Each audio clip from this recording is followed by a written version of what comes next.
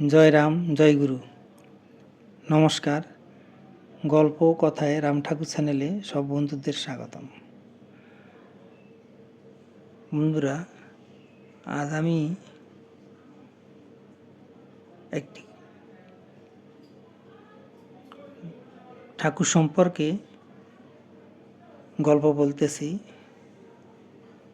আপনারা একটু কষ্ট করে মন দিয়ে শুনবেন। ঠাকুর বলেছেন, সবই এক, নামে সত্য। সে প্রসঙ্গে শ্রীমতী পারুল ব্রহ্মণ একটি গল্প বলেছিলেন। তাদের পূর্ব বাড়ি ছিল অধুনা বাংলাদেশের ময়মনসিংহ জেলার ভৈরব।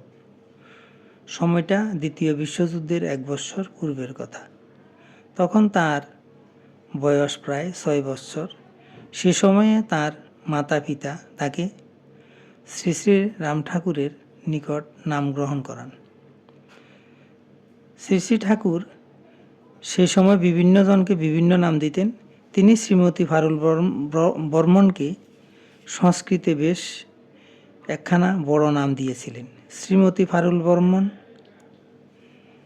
হাসতে হাসতে বলেছিলেন, এত লম্বা নাম একবার নিতেই বেশ সময় লাগে।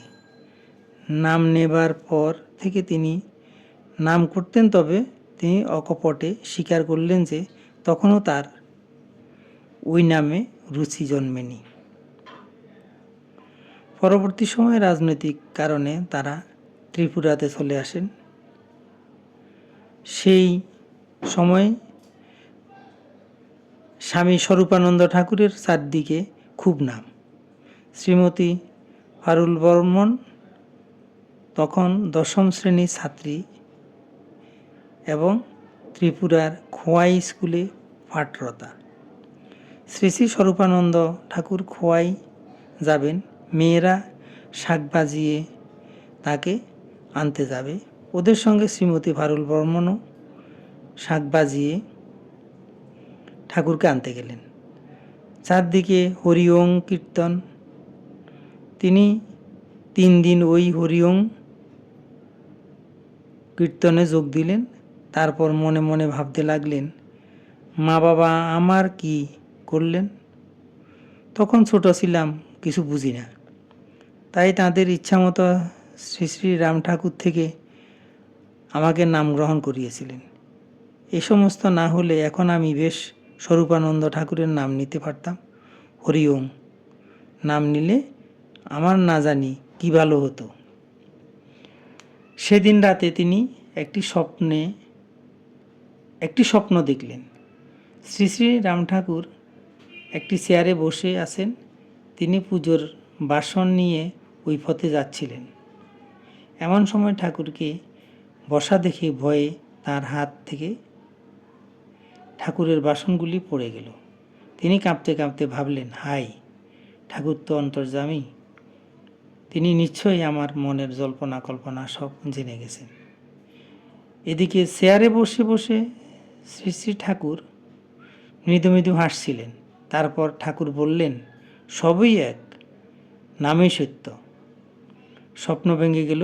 তিনি স্বপ্নে ঠাকুরের শ্রীমুখের বাণী শুনে বেশ শান্তি পেলেন। তবে স্বামী স্বরূপানন্দ শ্রীরাম ঠাকুর প্রসঙ্গে কিছু বলেন কি না সেটা জানার জন্য তার একটা ইচ্ছা জেগেছিল। শ্রী শ্রী ঠাকুর সেই বাসনার নিবৃত্তি করেছিলেন। সেবারেই স্বামী স্বরূপানন্দ ঠাকুর কথাচ্ছলে বলেছিলেন, যোগী হিসাবে শ্রীরাম ঠাকুরের সমকক্ষ আমরা নই। আমরা সাধারণ মানুষ, তবে যারা আধ্যাত্মিক জগতের তারা একে অন্যকে মর্যাদা দেন। শ্রীগুরুর শ্রীচরণে শুদ্ধ ভক্তিই একমাত্র কাম্য। যিনি যে গুরুতেই আশ্রিত হন না কেন, তিনিও পরমার্থের পথের যাত্রী। বন্ধুরা, আমি এখন ঠাকুরের 2-1টি বাণী পড়ে আপনাদেরকে শোনাচ্ছি। ঠাকুর বলেছেন, চিন্তা ভাবনা করিয়া ফল নাই, অদৃষ্টে যাহা হইতেছে তাহাই হইবে, সহ্য করিয়া লইতে হয়। ঠাকুর আবার বলেছেন, প্রারব্ধের চক্রে সবই ঘটিয়া থাকে, কাহারও কোনো দোষ নাই, বেদবাণী 1। বন্ধুরা, আজ এই পর্যন্তই। আগামী দিন আবার শ্রী শ্রী ঠাকুর সম্পর্কে গল্প বাণী নিয়ে আপনাদের সাথে থাকব। বন্ধুরা, চ্যানেলটি যদি আপনাদের ভালো লেগে থাকে তাহলে সাবস্ক্রাইব করে চ্যানেলটির পাশে থাকবেন। আর নতুন বন্ধু হলে সাবস্ক্রাইব করতে ভুলবেন না প্লিজ। আর বেশি বেশি করে লাইক, শেয়ার, কমেন্ট করবেন। ধন্যবাদ। ভালো থাকবেন। জয় গোবিন্দ। গুরু কৃপেই কেবলম।